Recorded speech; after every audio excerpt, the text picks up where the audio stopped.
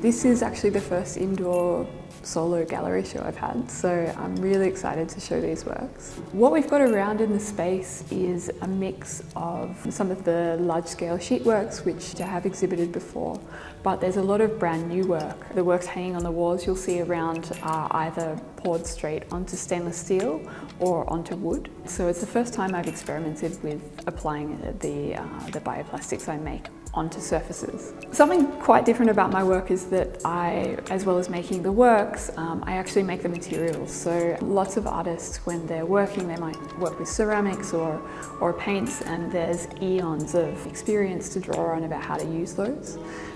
I'm working with new materials, and specifically a polymer that's made from algae. So I use an algae that's already processed. I get it in a powder form, but it's a very simple processing. Bioplastic it's a really imperfect way to describe it, but it's silky, supple, delicate, but kind of strong material.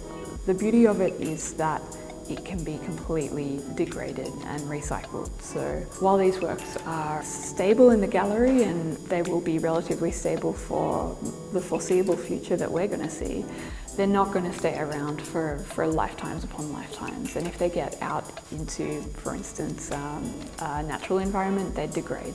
These are plastics. They're not petrochemical plastics, which is what we shorthand go to when we think about a plastic. They're plastics in the sense that it's a material that can be moulded, and that's what a plastic is, until you get to the Industrial Revolution where it became petrochemical. The other interesting thing and nice loop that we have is that petrochemical plastics are also made of algae.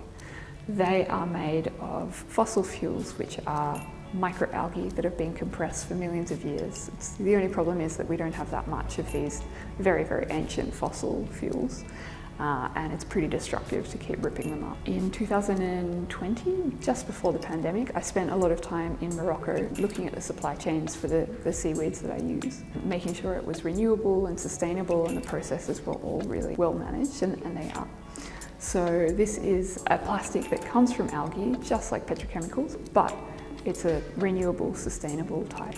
And the other thing about it is that you can degrade them. I won't destroy any of these works, but if I wanted to, it's not an industrial process. It's one that you or I could do at home in the kitchen, as simple as cooking pasta.